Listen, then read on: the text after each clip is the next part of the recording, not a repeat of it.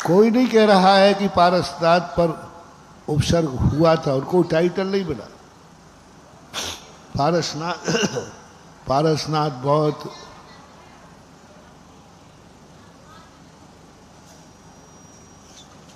बहुत बदकिस्मती थे। उनके अशुभ कर्म का उदय था। मुनि बनने के बाद भी उन्होंने गालियां सुनी। ऐसी कोई निंदा नहीं कर रहा है। हर व्यक्ति आज हजारों साल के बाद भी कहता है पारसनाथ उपसर्ग विजेता थे। साधु संत कह रहे, जिनवाणी कह रहे, शास्त्र कह रहे। अब वो उस समय जो उनको गाली मिली कमठ की, उसका दुख कितना सा था, और आज तक जो प्रशंसा मिल रही है इसका सुख कितना बड़ा है। हम छोटे से निंदा के दुख में असहिष्णु हो जाते हैं, और जिंदगी भर जो जन्म जन्म तक जो प्रशंसा का आनंद है उससे हम वंचित रह जाते हैं।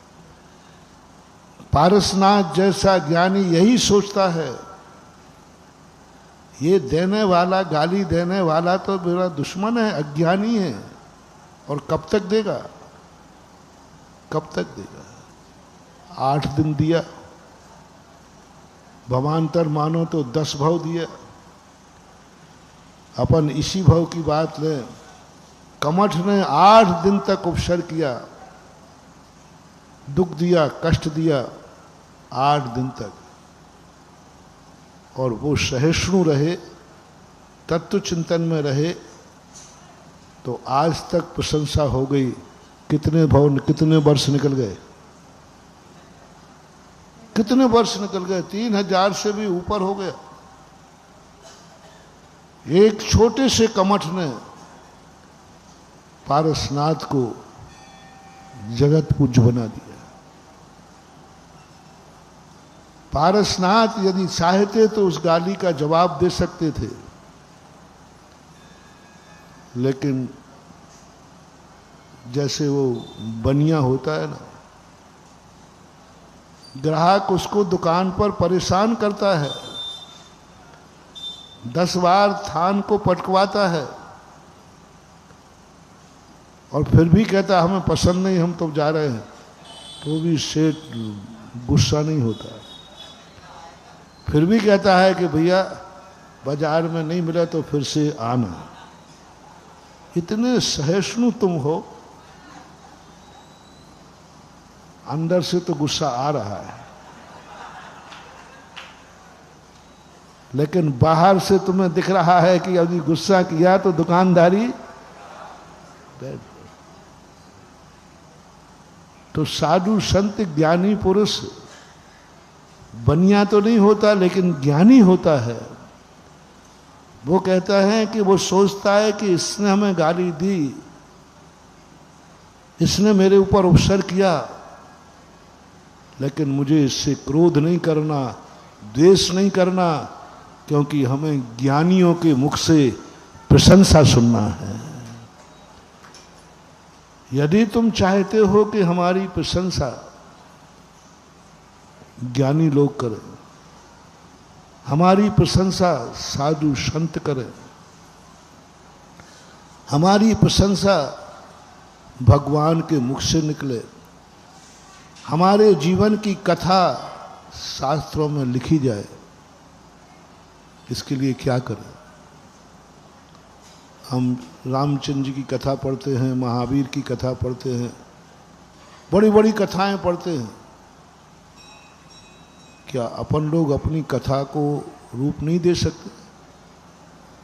वो भी तो इंसान ही थे, उनकी कथा क्यों बन गई? ऐसे कौन सा मंत्र है दुनिया में जो हमारी जिंदगी को महान बना दे? हम ऐसी जिंदगी बनाएं जिससे महान लोग हमारी प्रशंसा करें, शास्त्रों में हमारा नाम लिखा जाए, साधु संतों के मुख से हमारा नाम निकले। ऐसा बनाने के लिए तुम्हें बस एक कार्य करना पड़ेगा। कि तुम्हें अपनी जिंदगी को बहुत दुखमय बनाना पड़ेगा।